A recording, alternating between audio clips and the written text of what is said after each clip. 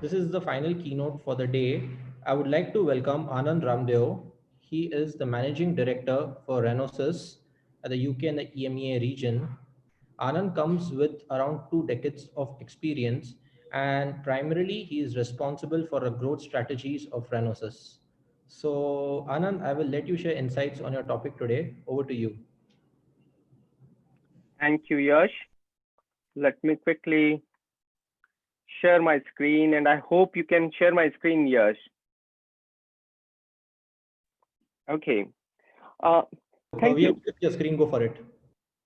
All right. Thank you, Yash.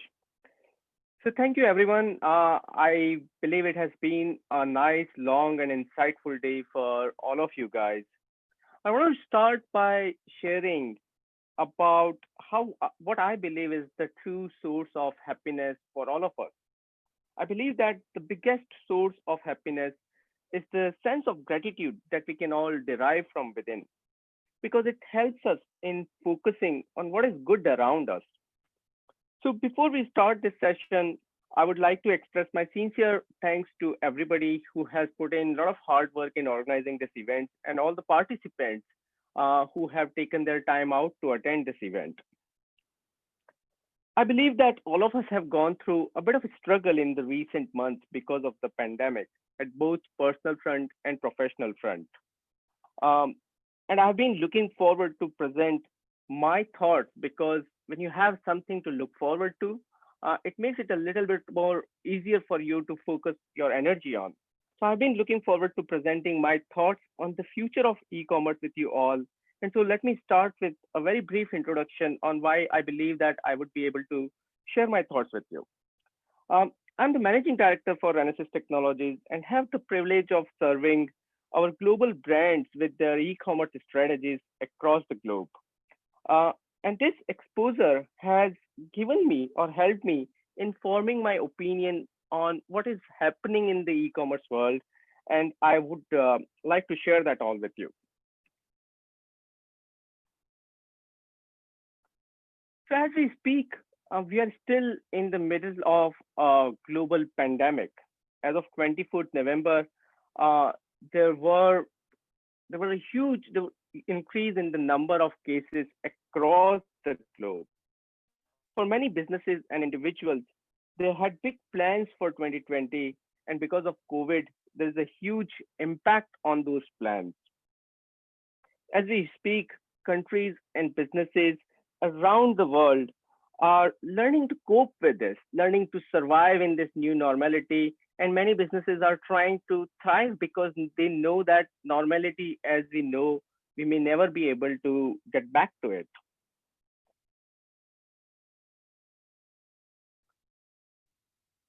This pandemic has impacted all of us on all the fronts. On the professional front, we know that there are many people who lost their jobs. There are many businesses who could not survive because the reality around which they were operating is completely changed. We also know that many people struggled personally. They lost their near and dear ones, and they had to change their plan to provide care for the people who were impacted because of this.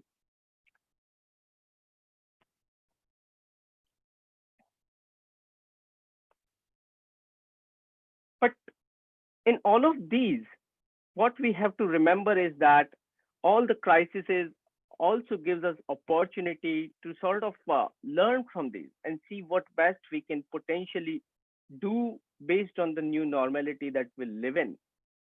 We want to make sure that any crisis that comes to our way, we don't let it go waste, and we make sure that we learn from it. We try our level best to make sure that we are prepared for future as a result of experiences that we are gaining in the current crisis. We know that there are many businesses who have reimagined how they looked at the commerce. They have reimagined how they looked at the operations, and they were able to not only survive, but they figured out a way to thrive in the current climate.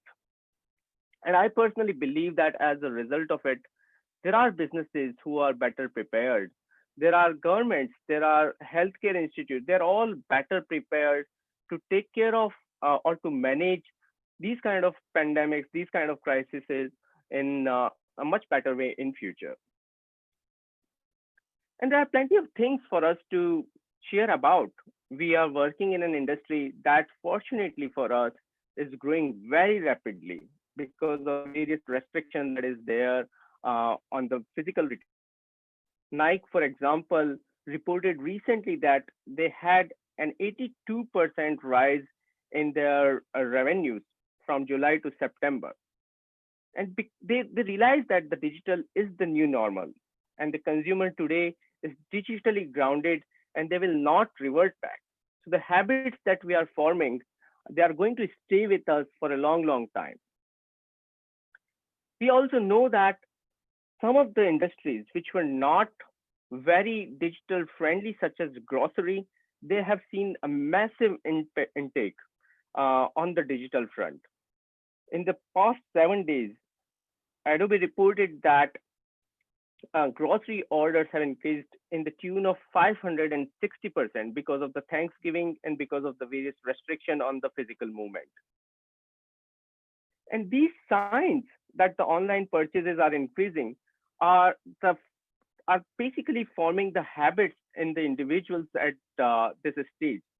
And the pandemic will eventually go, but the habits that we are forming, the shift that we are seeing, that is going to stay with us permanently. So with that, let us have a look at how e-commerce might look like in 2021 and beyond. What kind of changes we can potentially see that the business will go through or witness in the next couple of years. But before we dig deep into it, let us also see how the user behavior is changing. The consumer is becoming a little bit more aware, a little bit more smarter, and the way that they look at e-commerce is changing. Amazon and Walmart, they are becoming everywhere. They are becoming the source of information for people.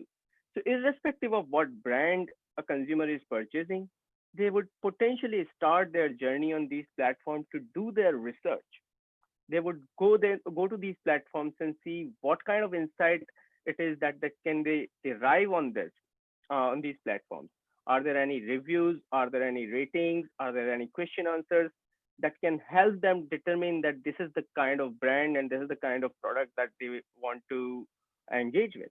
They may not complete their purchase on these platforms, but they would definitely go and look at the options on those platforms. Not only that, they then also expect that the brands and the retailers will have a compelling experience present on the web or the web presence. They would want to see that when they type in the brand name, type in the retailer's name, where do they land and what kind of experience do they get when they land there. For them, the purchase journey is not a transactional. They spend a lot of time in researching about the product before they make the purchase journey. And with all of these things, what is also becoming very clear to them that they want convenience.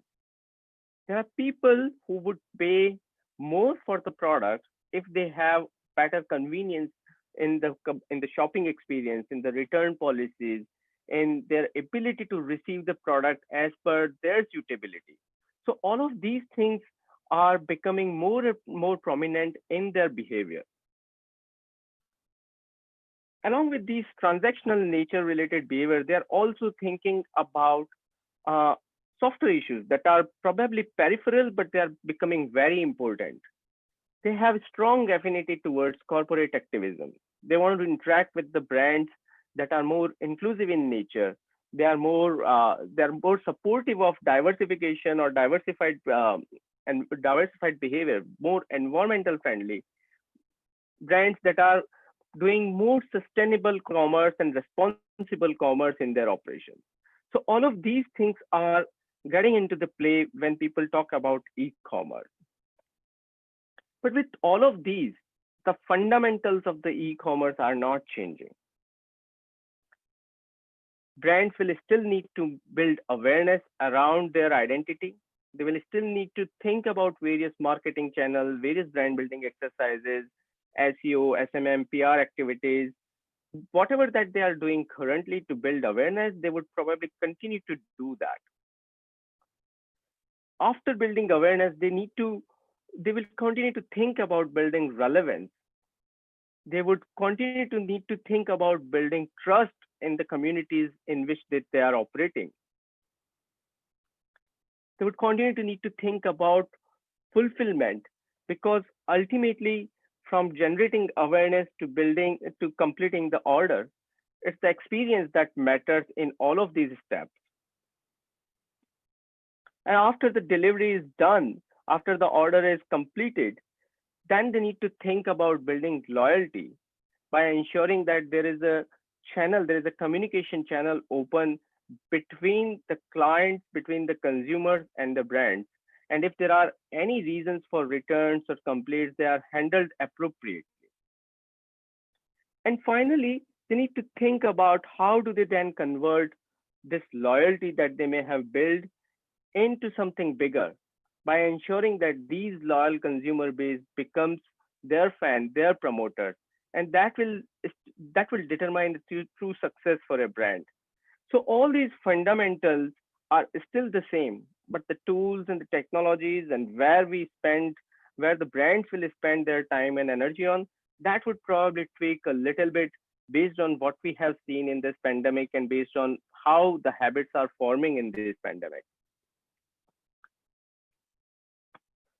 So let us start with my list of 10 things which I think will become more and more relevant as we go in 2021 and beyond from an e-commerce perspective. So I think one of the biggest shifts that we are seeing is the acceptance of social network or the social commerce. So till now, a lot of companies, a lot of brands were focusing on their own inventory in their own stores or on their own e-commerce shop. But increasingly, places like Instagram, places like Facebook, they are becoming a places where people can also shop for their everyday needs or for the items that they are looking for. We used to spend a lot of time in bringing shoppers to our shop front. We used to spend a lot of time in our SEO activities, SMM activities. It is not going away, but probably the purpose of those activities will differ a little bit in the new reality, because now we need to also figure out how do we take our shops to the places where our shoppers are spending their time on. So if they're spending their time on platforms like Instagram, brands would need to think about ways to exposing their inventory on Instagram and see how best they can create a shoppable experience on those platforms. If they're spending their time on marketplaces like Amazon or eBay, then they would probably have to think about creating an integrated view wherein their brands and their inventory can become available on those platforms. If they are spending their time on places like Instacart or Uber Eats for food options, then they will need to figure out and ensure that they have right kind of integrations and options available for their consumer to make use of these platforms. So gone are the days when the entire effort would be spent on getting our shoppers to the shop. We need to start thinking about how do we take our shops to the places where our shoppers are.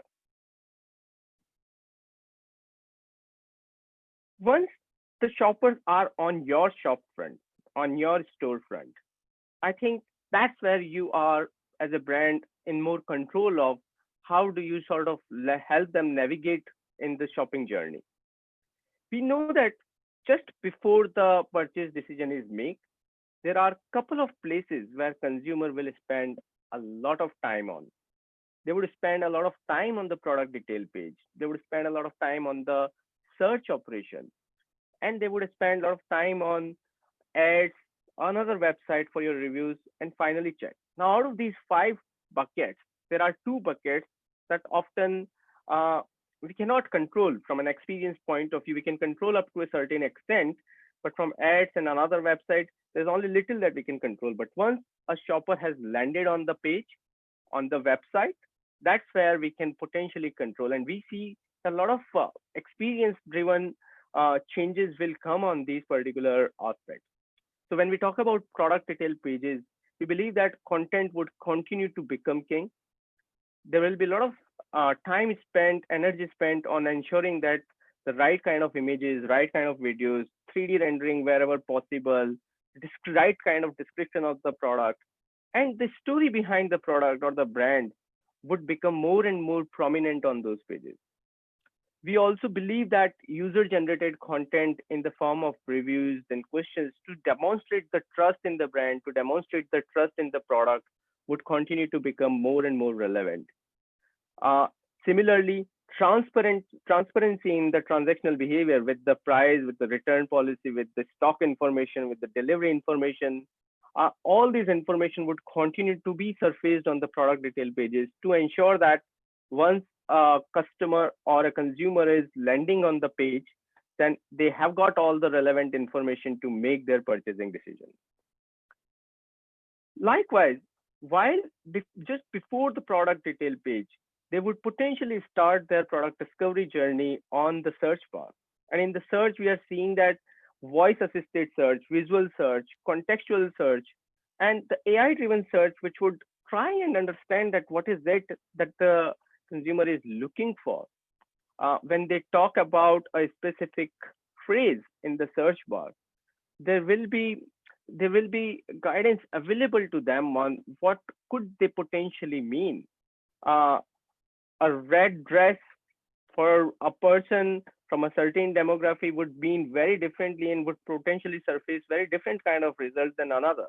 And these kind of intelligence hopefully would be built in within the search technologies.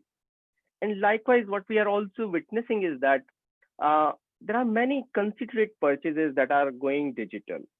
Purchases which are higher value in nature, they are going digital. And for those kind of purchases, just as a final proof or a confirmation, the text, audio, or video based chat will increasingly become an integral part of an commerce operation. Along with that, the chatbots or the platform availability of chat on the platforms like WhatsApp or Facebook Messenger would continue to be accepted as the normal buyer behavior, normal shopper behavior. Okay.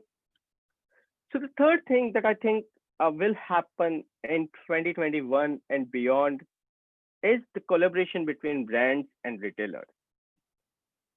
So as of now, most of the buyer behavior, most of the shoppers' data stay with a retailer.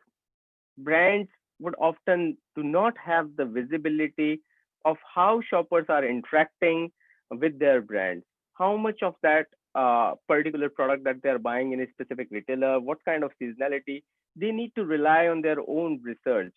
But as far as the data access is concerned, retailers do not have the ability to share data with the brands as much as they would want to because of various rules around privacy, because of various rules around GDPR and data ownership issues.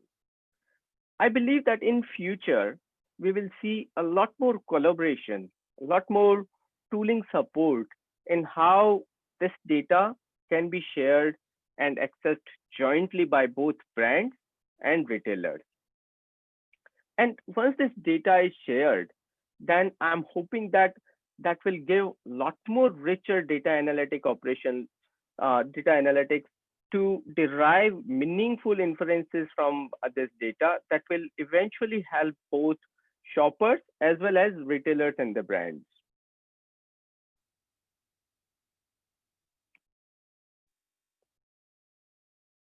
I think as we move towards 2021, one of the things that will become mainstream is socially responsible commerce.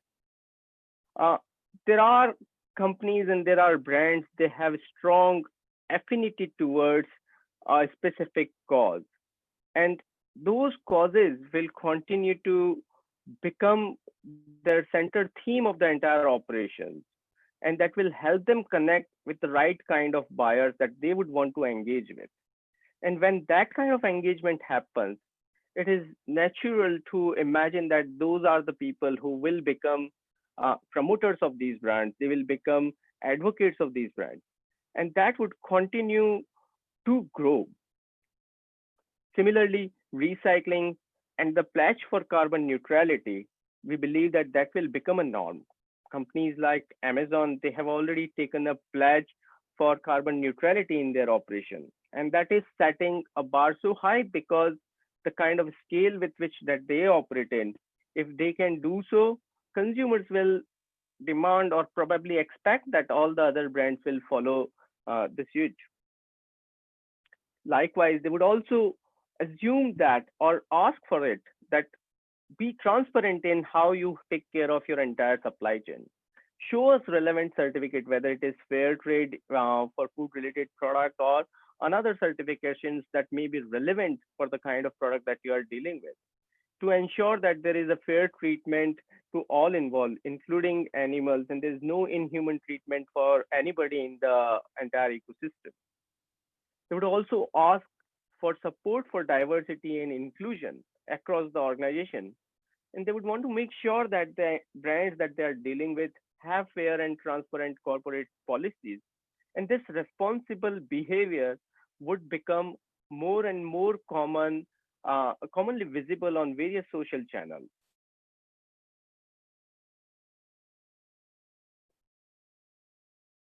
We talked about convenience earlier, and last mile delivery is all about ensuring that when you receive a product, ultimately as a consumer, you are in control of what you are receiving and how you are receiving. We are seeing many changes in the last mile delivery. We are seeing big companies here in the UK, cooperative, using robots to deliver various products from a grocery point of view. They are autonomous, they can work with an app, and they have been experimenting with this mode of delivery from past 1 year now. We have also seen many people have started using drones to deliver products. We know that very interestingly, Amazon has got a patent for a sort of flying warehouse related concept. Imagine there are big hovercrafts that they can just fly on top of a big event to deliver everything that participants in that particular event would need during that particular event. So a lot of interesting things are happening in the last mile delivery fulfillment, but eventually it will all be driven by one single theme: convenience for the person who is making that particular order. We also see a lot more collaboration between the brands and the retailers and other providers, such as your Prime, such as your Instacart and Postmates and Ship It. They take care of your inventory and they make sure that you focus on the brand, you focus on identity of the brand, you create the commerce interface. But as far as the delivery is concerned, they take care of delivery. So we see that those kind of collaboration will continue to increase in the commerce space.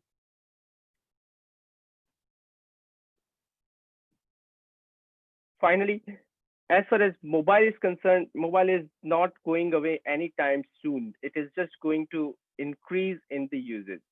Mobile apps and PWA will continue to become more and more relevant. We see that mobiles are having a great impact on the total e-commerce spend. In many cases, mobile is still not able to convert completely because of the various reason or the small screen or the suboptimal experience that often is delivered from various brands on the mobile screens.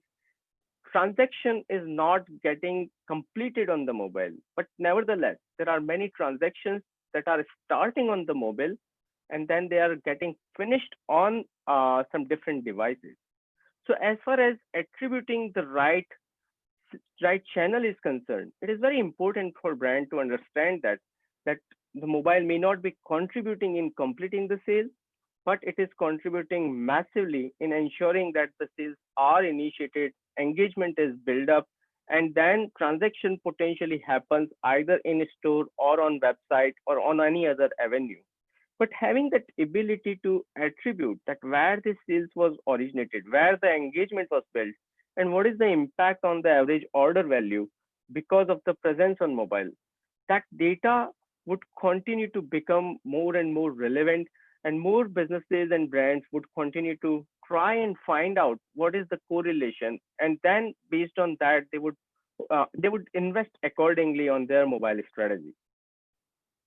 PWA, as we know, is becoming a lot more mature.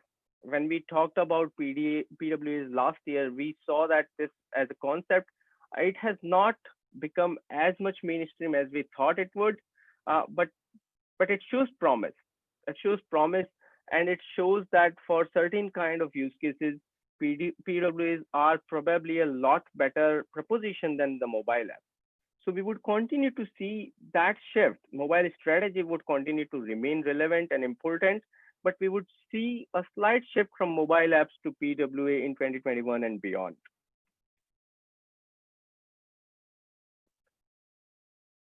Another very interesting thing that is happening in the commerce is the voice commerce.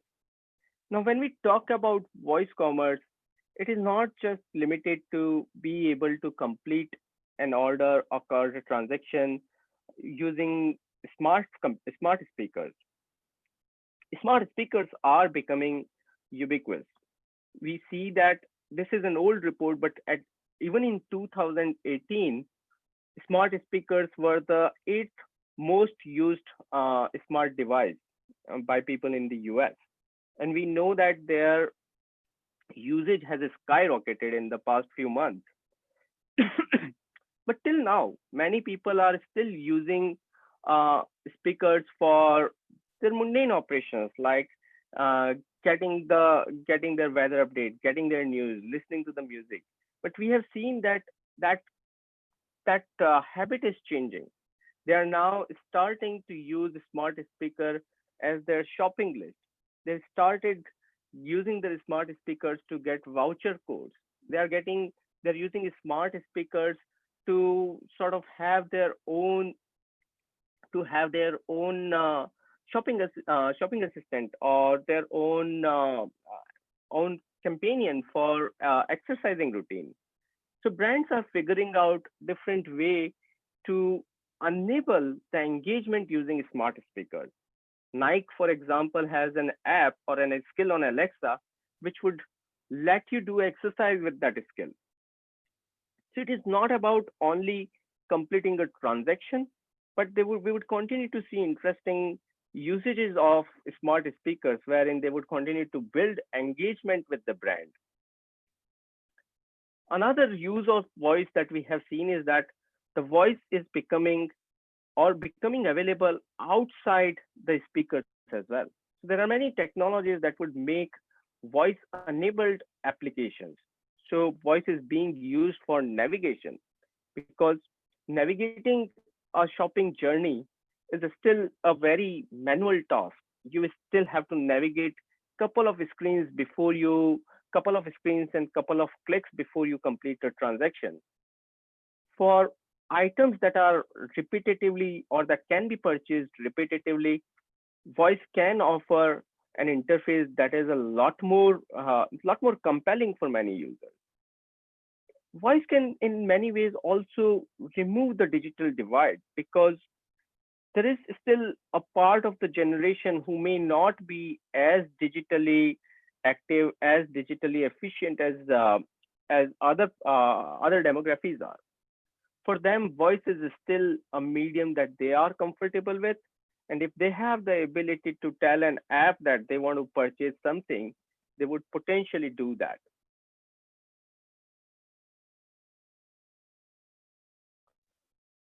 I think after the pandemic is over, eventually in 2021 or probably by 2022, when a major part of the population will have some sort of vaccine available to them, people will go back to the retail operation. People would want to go out to the physical space. But what would be the role of those physical spaces? That is something that brands have already started thinking about. I think the role of the retail space would change. They would not become a place for only transactions. Retail operators would probably try and think of retail as an experience. So retailment and experiential retail would become more and more prominent. So this is one example wherein Marvel is using uh, one of their flagship store to create an experience. And this will also help them to drive commerce in a very different way. So this will still be an e-commerce, but would probably be an e-commerce in an offline mode.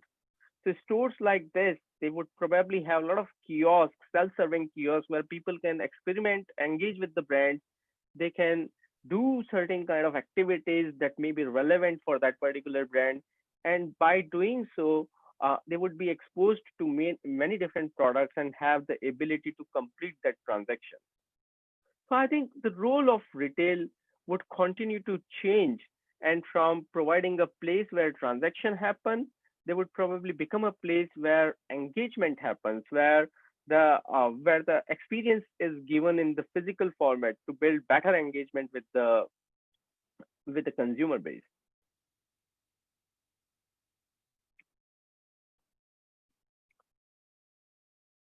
So the next thing in my list is the reinforcement of the cross-border and the e-commerce, cross-border and the cross-payment e-commerce. So companies will probably find that there are easier ways to do cross-border e-commerce than before.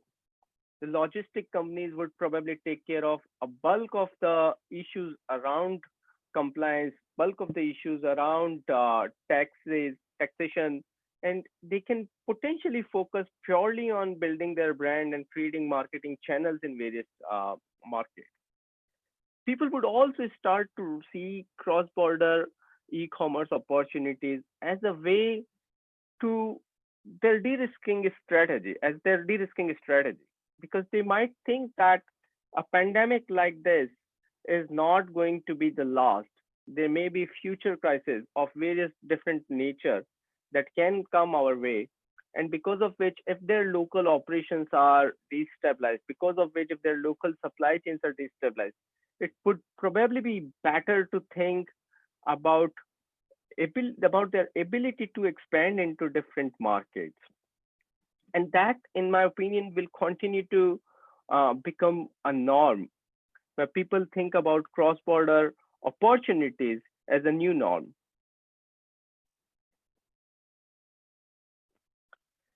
And finally, the last thing that, in my opinion, will continue to become more and more mainstream is this mindset of being able to experiment. It's about being operating with the mindset of a growth hacker and identifying what small and incremental changes teams can do today that can potentially accelerate the rate of growth that the businesses are witnessing. So, and we have seen that. We have seen that in our engagements with our clients, we used to have a lot many transactional relationships. So brands will have budget for a specific e-commerce project or an implementation, and they would come as a transactional relationship.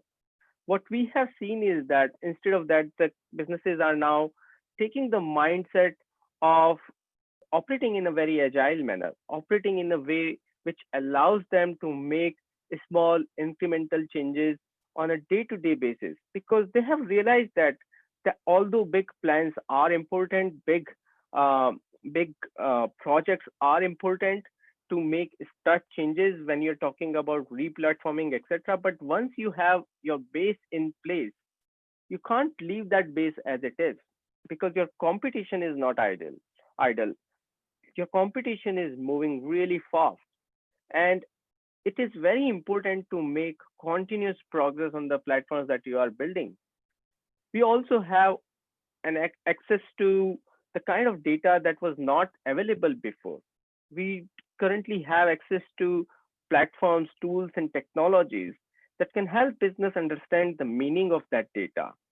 And it is imperative for the businesses to look at that data, to see where the trends are going, and to see what one small change that can they make today to make sure that its impact can be realized or measured in the next few days.